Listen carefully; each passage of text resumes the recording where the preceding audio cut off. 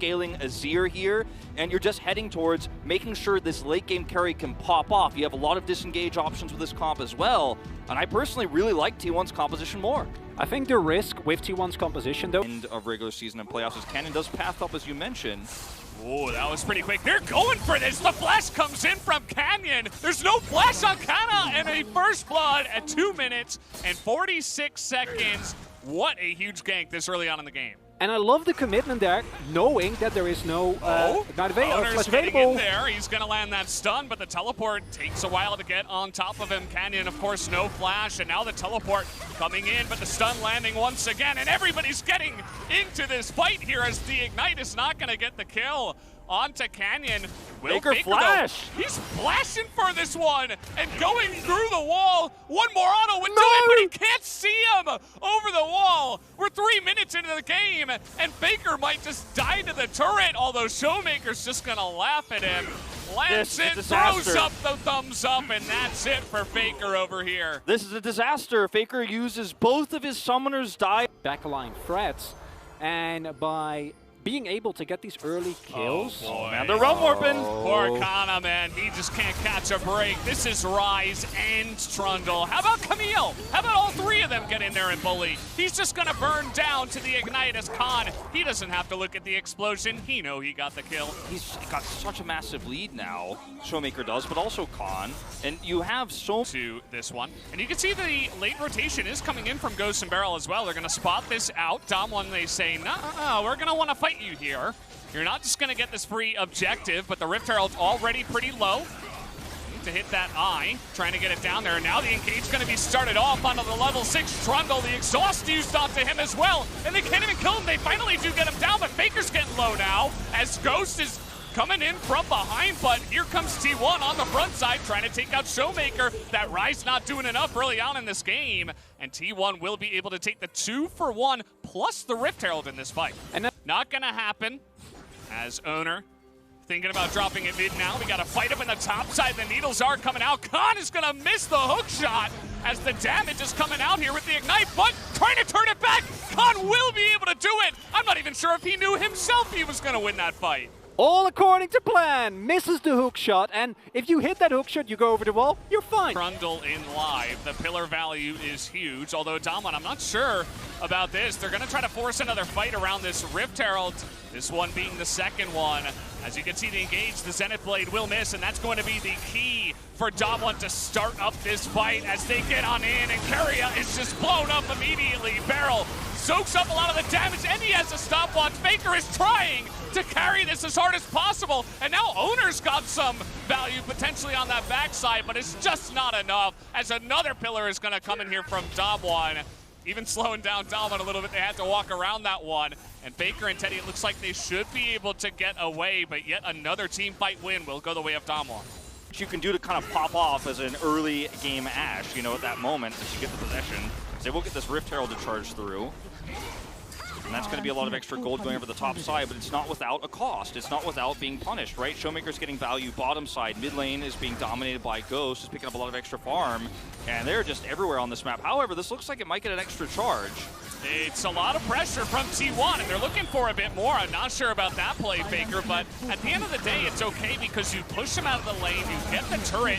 It's a lot of value that T1 need right now to stay, you know, at a similar level, at parity here, at least with DAMWON, in order to scale up a bit more. I actually think this is the first really big macro win that we've seen for T1, because the cross-map play from DAMWON, you get the first Drake. And Showmaker level 13 just begins the machine gun Rise plays. Ghost arrow. Okay, trying to get on in there, but here comes Faker, and look at that Emperor's Divide. He gets 3, and this is the team fight T1 we're looking for. This is what we have been talking about, as the damage is not enough to take out Showmaker. Somehow he gets out of there as the Gwen is going insane. I'm not sure, DAMWON, you want to take this fight. Kana is ready and willing. He doesn't care that he's 0-4. He's a Gwen, and he comes in there and does insane damage. Such a nice counter engage from Faker. You know, this composition has really nice counter engage when you dive in, when you do extend into these fights. Emperor's Divide is perfect for this. And the inconsistency that we've seen from DAMWON Kia. Yes, they're decisive, Sometimes a little Being bit too indecisive, much. yeah. Oh, Well, man. I think T1 are going to have a decent idea this is happening, but the damage is insane from the Fed Rise already. Here comes Keria, puts down the ward, and It's now gone. they know the damage is already there. As you're saying, where's the jungler? Owner's trying to get over here, but he cannot on time. And now, this is the thing about DAMWON. They have Braum, they have Trundle, they have Ashe. If they don't want to fight, they don't necessarily have to, but they're going to wait in the bush. And I don't know about that one, as Kana once again is throwing out the needles, but the Trundle is doing so much. They're going to be able to blow up the Ashe, but who cares about that? As it looks like the wallets of DAMWON are getting there at this point in time. Kana desperate to try to turn this one around, but the stun is going to go down onto Teddy, and there is the ace, as DAMWON will pick up the win in the team fight. You're so late to respond. of the plays that you're trying to set up now. And with DAMWON Kia locking that in, they enable Khan so much more. Yeah, it's absolutely true. And T1, they're kind of calling the bluff. And here we go. We're going to scoop up 3 under the turret, but the damage is coming out here already from the Gwen. We got a one-on-one here in the river as Owner's trying to win that one, but the Zhonya's is completed. Showmaker going to have some help from his friend, but he's trying to realm warp out of here. As the Solar Flare not going to get it done, but that is another big Emperor's Divide from Faker. He's still trying to win this one for his team. And they made that fight happen. I said it wasn't possible. I said they didn't have the tools, but Faker walked forward and under turret tossed it out. Now they've got control over this Baron pit. And Canyon, you can see flashless. He doesn't have health. They're going to have to let it go, as T1 will be able to pick up a huge objective. They take it away from DAMWON in their split pushing. They get some extra gold, and they scale into this later game. Was Khan's teleport, that's a lot of pressure gone, but you do get the Baron, and now, possible fight for the third Drake here. Yeah, and this is the thing, DAMWON, they feel like they can go for fights like these after giving up the Baron. They don't have any split pushing pressure. They're just going to go in a straight 5v5 against C1. That's not necessarily what you're looking for, as here comes the Gwen. Kana gets in there. Going to have a very nicely timed stopwatch as now Keria trying to stun that backline, and Gwen does her job, but look at Showmaker. He's going insane, but it doesn't matter, as Teddy is full health as well, and he's trying to carry this one from the backline. Khan is gigantic, but Teddy trying to keep him at range here. The stopwatch is going to help out.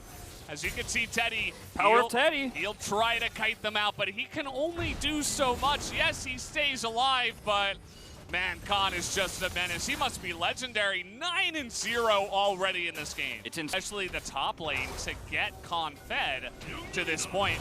That I think he's doing a great job. As now T1, they're just going to pull the trigger on this one. The teleport's already coming out here. The damage kind of insane already at 38 minutes. And you can see that Canyon, he's struggling to get in there. And Azir, Faker of all people, is going to be able to take down that Baron. But now DAMWON looking for the fight. The Camille in this one. Huge bounce damage now from the Rise in the front line.